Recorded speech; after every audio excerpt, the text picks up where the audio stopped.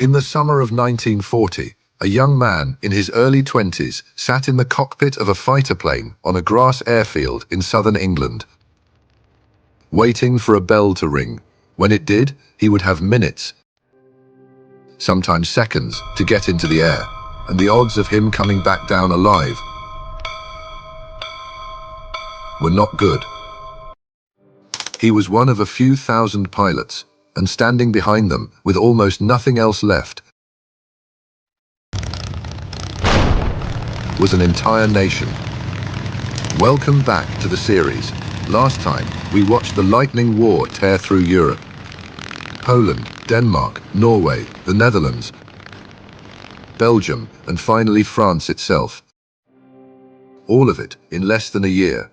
Today, the storm reaches the edge of the Channel. And for the first time, it is stopped. This is episode 3.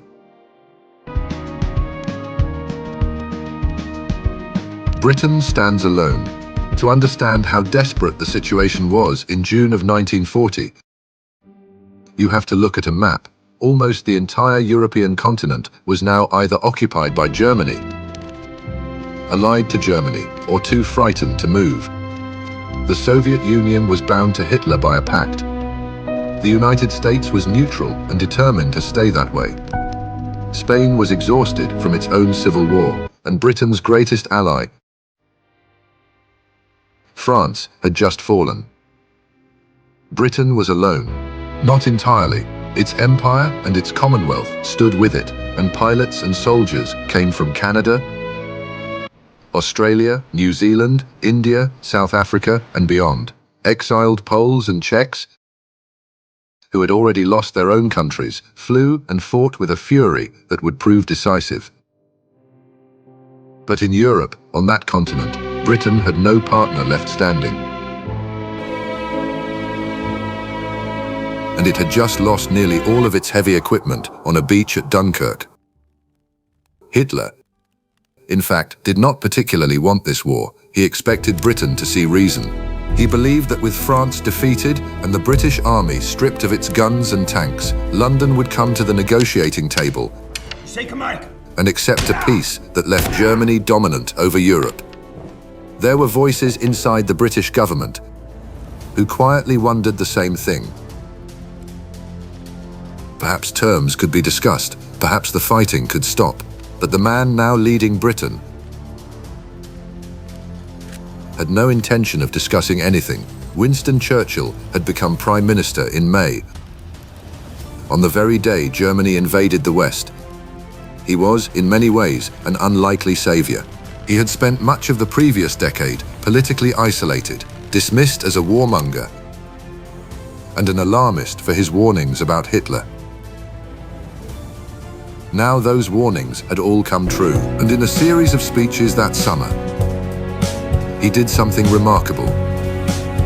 He did not lie to the British people. He told them plainly that the situation was grave, that there would be suffering, and then he told them, with absolute conviction, that they would never surrender. He gave a frightened country something to hold on to. The belief that resistance was not futile, that it was worth it. Germany, meanwhile, began preparing for the unthinkable, a full amphibious invasion of the British Isles. The plan had a name: Operation Sea Lion. Barges were gathered in channel ports. Troops were trained, but there was one enormous obstacle standing in the way: the English Channel. Britain's Royal Navy was still the most powerful fleet in the world. Any invasion force crossing that water in slow, vulnerable barges would be torn to pieces unless Germany controlled the sky above it. Air superiority wasn't just an advantage, it was the price of admission. And so, before a single German soldier could set foot on an English beach, the Luftwaffe would first have to destroy the Royal Air Force. That is what the Battle of Britain actually was. Not a battle for territory, a battle for the sky itself. and the very survival of the nation depended entirely on a few thousand young men in fighter planes. On paper, it looked hopeless. The Luftwaffe was bigger, battle-hardened, flush with victory. It had swept aside every air force it had met. It had more aircraft, more pilots, more experience. But Britain had advantages that were not obvious from the outside. The first was radar. Along the southern and eastern coasts, Britain had built a chain of tall radar towers that could detect incoming aircraft while they were still far out over the water. This was revolutionary. It meant that British fighters didn't have to waste fuel patrolling empty skies, hoping to stumble across the enemy. They could be scrambled at the right moment, in the right place, and thrown directly at the incoming formations. Behind the radar was something even more important, an integrated command system. Reports from radar stations and ground observers flowed into control rooms where the whole battle was tracked on enormous map tables. Controllers could see the shape of the attack as it developed and direct squadrons by radio in real time. No other country in the world had anything like it. The second advantage was geography.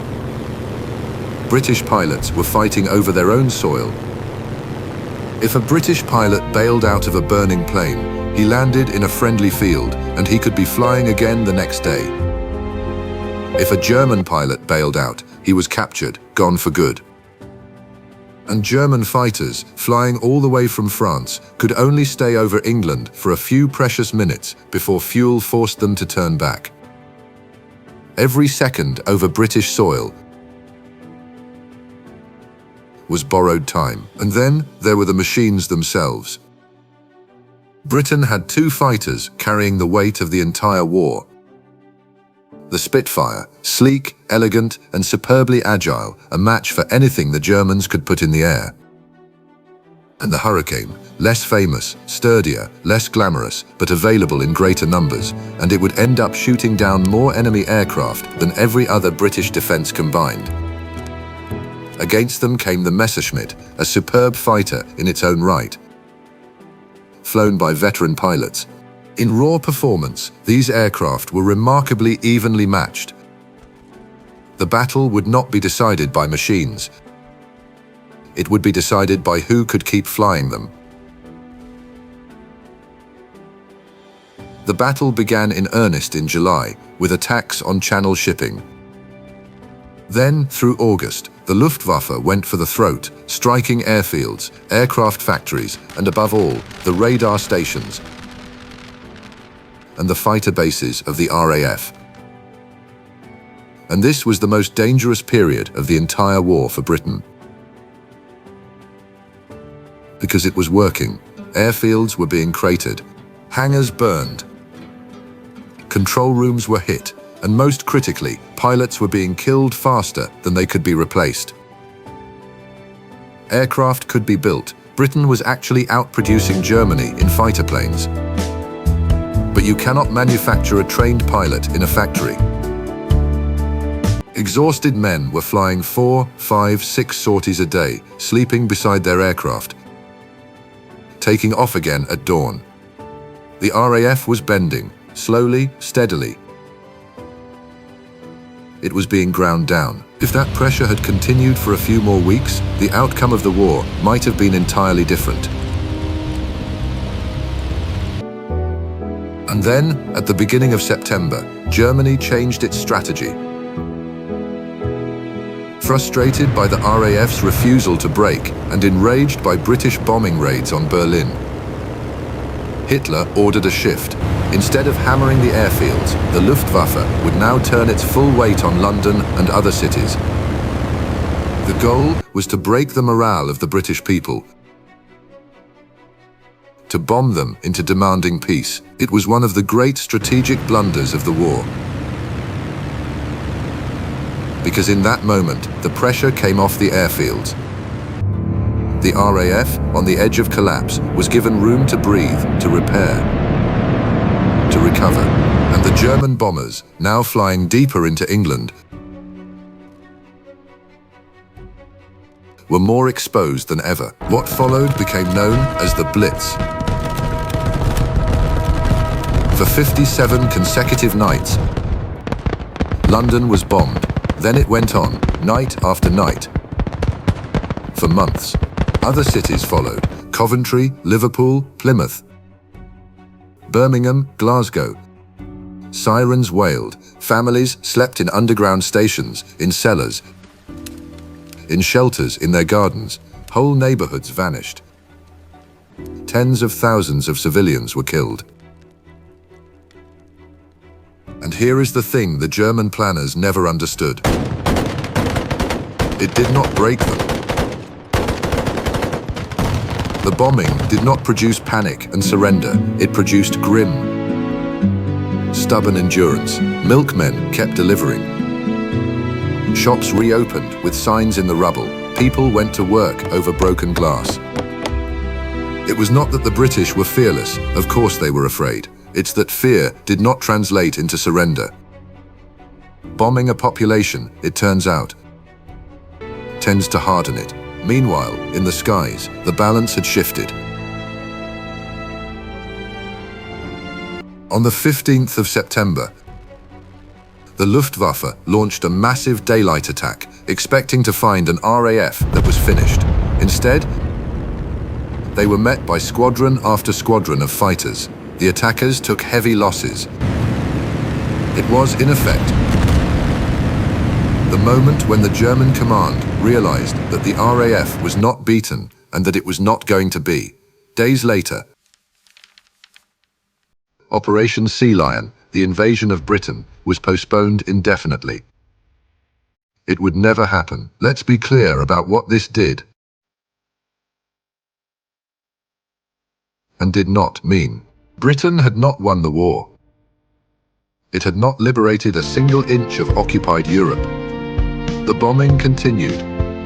The country was still isolated, still under siege, still enduring terrible losses at sea as German submarines strangled its supply lines. But something enormous had changed.